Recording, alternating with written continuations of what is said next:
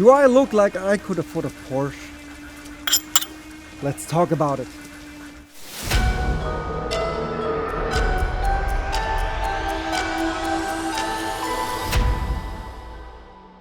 Hey, I'm Andy. I still can't afford a Porsche.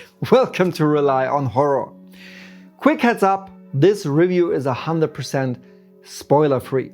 I will not dive into story details and I will avoid mentioning locations that could count as spoilers.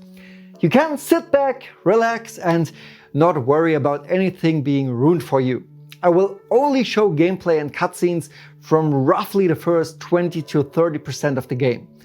Most of that has already been shared by Capcom in trailers, but was of course captured from my own playthrough. With that out of the way, let us jump right in.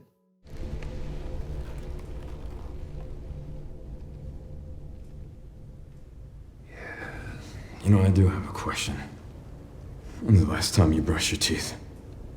Resident Evil Requiem releases on February 27, 2026 and marks the 9th entry in the Resident Evil series. This time we follow FBI agent Grace Ashcroft, daughter of Alyssa Ashcroft, best known from Resident Evil Outbreak, and our eternal Boy Scout Leon Scott Kennedy. After witnessing her mother being brutally murdered at the Renwood Hotel as a teenager, Grace decides to join the FBI. Years later, her boss assigns her to a case that leads her right back to the original crime scene in Renwood. As she begins investigating the area, it does not take long before a zombie comes after her. She barely escapes, only to be kidnapped by Dr. Victor Gideon, the new antagonist, and taken to the Rhodes Hill Chronic Care Center. There she wakes up, strapped upside down to a gurney, and manages to free herself with great difficulty. And that is where the real horror begins. Or maybe not. Because as mentioned, we also play as Leon, whose sections lean much more into action. Leon suffers from a mysterious illness that I will not go into further since it is a crucial part of the story. The story shifts back and forth between the two characters, with Grace leading the first half and Leon taking over more prominently as the game progresses. In terms of overall playtime, it roughly splits 50-50 across the full game, but I still would have preferred a clear cut halfway through instead of the constant switching back and forth. It gets better over time though. There are some genuinely great surprises with ties to the series past that I really appreciated, but there are also story decisions that feel incredibly odd and at times almost ignore basic storytelling fundamentals. This becomes especially noticeable around the 70% mark of the game. Without spoiling anything, I seriously questioned how certain moments made it through so many internal approvals without anyone raising a red flag. Some decisions simply do not make sense at all, and that will definitely spark heated discussions within the RE community. Some fans will love it, others will be shaking their heads, and in a slightly less dramatic way, the same can be said about the gameplay. Hey, over here!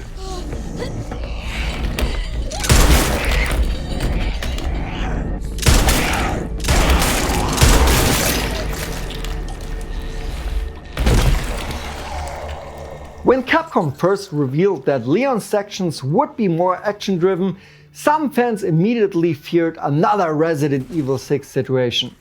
Let me reassure you, aside from one incredibly unnecessary and frankly stupid moment in the final third of the game, that is absolutely not the case. I didn't understand all the RE6 comparisons to begin with because I think all the campaigns feel very similar anyway, but doesn't matter. That particular RE9 sequence I'm talking about lasts maybe 5 minutes. Just do it like I did. Roll your eyes, get through it and move on. You will know exactly what I mean when you see it. For the most part, Leon's gameplay feels like a slightly toned down version of Resident Evil 4 Remake. The axe replaces the knife, allowing stealth kills when sneaking up on enemies. You can parry, but it does not carry nearly the same mechanical importance as in Resident Evil 4. The axe dulls over time, reducing its effectiveness, but you can sharpen it infinitely and at any moment without spending resources. The durability system mainly exists to prevent instant kill moves in large encounters. Defeating enemies as Leon rewards you with points, which you can use in a digital upgrade system. Yes, that means there is no merchant this time around. In my opinion, that's a missed opportunity, but not a deal breaker. Leon's core design is clearly inspired by Resident Evil 4 Remake with small adjustments. It is fun and works well, but it does not quite reach the same level of refinement. My personal highlight, however, was Grace. Director Koshi Nakanishi mentioned in interviews that her gameplay draws heavy inspiration from Resident Evil 2 Remake and Resident Evil 7, and that is absolutely accurate. Especially early on, you feel vulnerable and overwhelmed. Trying to kill every enemy will quickly leave you short on resources. Even regular enemies remain dangerous throughout the game. You can also try to play careful with Leon, but Grace demands careful survival. She can collect infected blood left behind by enemies using a blood collector and convert it into resources. One very useful tool you can create is the hemolytic injector, which can turn the undead into a violent exploding mess just with a single step. And if you are wondering why you can use it on enemies that appear dead, just remember the kerosene and lighter from the first Resident Evil Remake. You can switch camera perspectives for both characters between first and third person. The game recommends playing Grace in first person and Leon in third person, and that is exactly what I did. It is clear that the developers designed the experience around that setup, and I strongly recommend sticking to it for your first playthrough, unless you struggle with motion sickness or simply dislike one of the perspectives. Structurally, Grace sections feel like classic Resident Evil. Exploration, item management, puzzle solving, and unlocking new areas. Leon's segments focus more on combat arenas and key item progression. I understand the intention to satisfy both horror and action fans, and compared to Resident Evil 6, this blend works far better. I mean, it's not even comparable. Even so, the overall experience occasionally feels like it is trying to be two different things at once. It is not fully survival horror and not fully action horror either. Both elements work on their own, but in one game, they occasionally feel slightly disjointed. That sounds harsher than I mean it, because I generally enjoyed both playstyles. Grace simply stood out more for me. The mix is bold, but it will not satisfy everyone completely.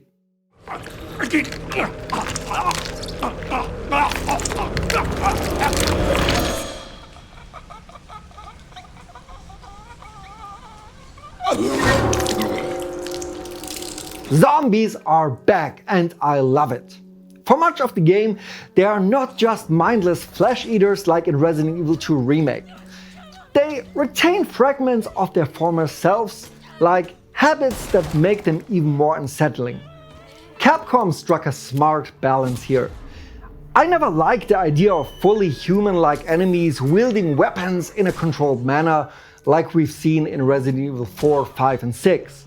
But giving them traces of humanity while still keeping them unpredictable works surprisingly well. It is a difficult balance, and for me, it paid off. There's hardly any enemy type that feels genuinely annoying, aside from the ones tied to that unnecessary and ridiculous scene I mentioned earlier. Stealth plays a major role throughout Resident Evil 9. Firing a gun in one room can easily alert enemies nearby, creating constant tension. Especially with Grace, you often feel like you have enough resources for 1 or 2 zombies, but definitely not for 4 or even 5. Unfortunately, the atmosphere takes a clear hit once the game moves into Raccoon City. Visually, everything becomes grey and brown. It makes sense thematically, but outside of the strong nostalgia factor, I expected more. The fan service moments are fantastic, don't get me wrong here, but if they carry too much weight on their own, it starts to feel shallow. Many of the destroyed city streets evoke the Last of Us comparisons, but do not quite reach the same level of environmental storytelling. Without prior emotional attachment to the series, some fans might even consider this one of the weaker sections. Help me! You okay? What are you doing?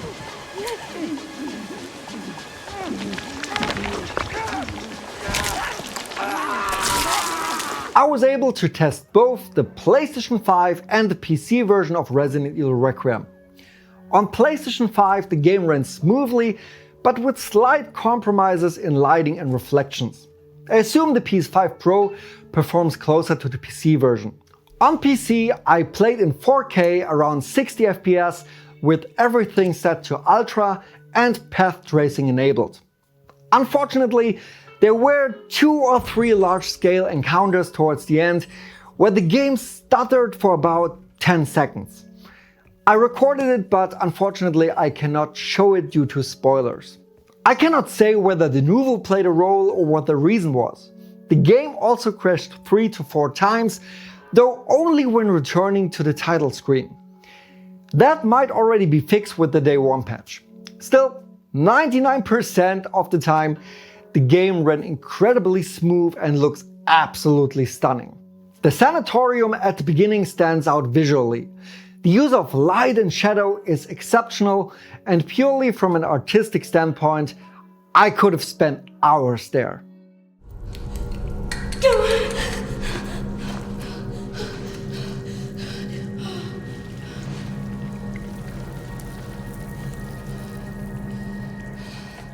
Hang on, Emily.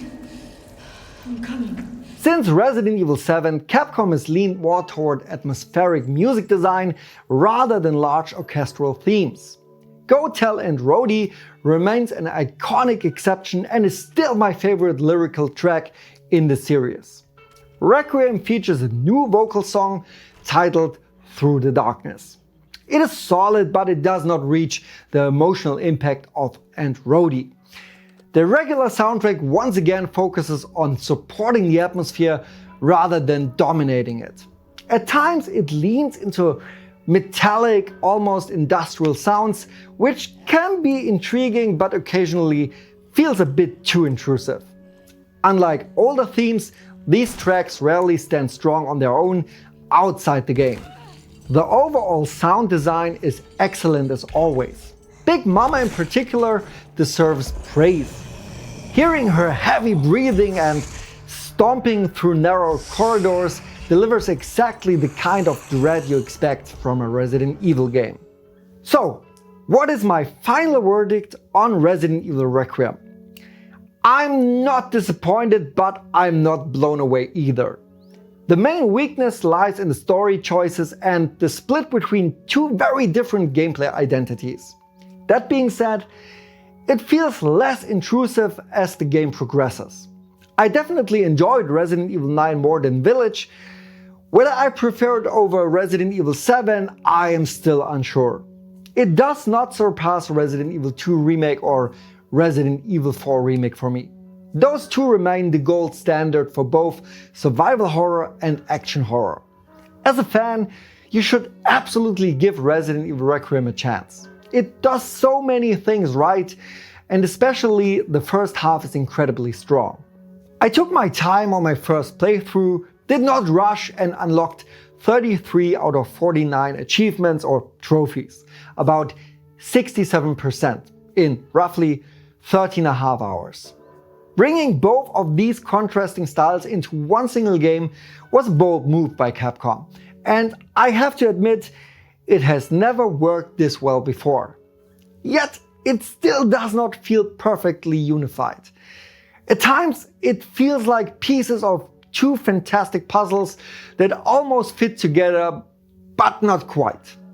Even so, I had a great time with Resident Evil 9 and I'm convinced it will find its audience. I give Resident Evil Requiem an 8.5 out of 10. That rating might change over time. It is simply my current impression and numbers should never define the entire experience anyway. If you love survival horror and especially Resident Evil, give this one a shot. That was my spoiler-free review of Resident Evil Requiem, and now of course I would like to hear your thoughts.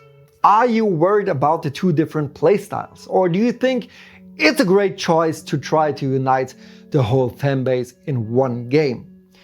Whatever you think, let me know in the comments below.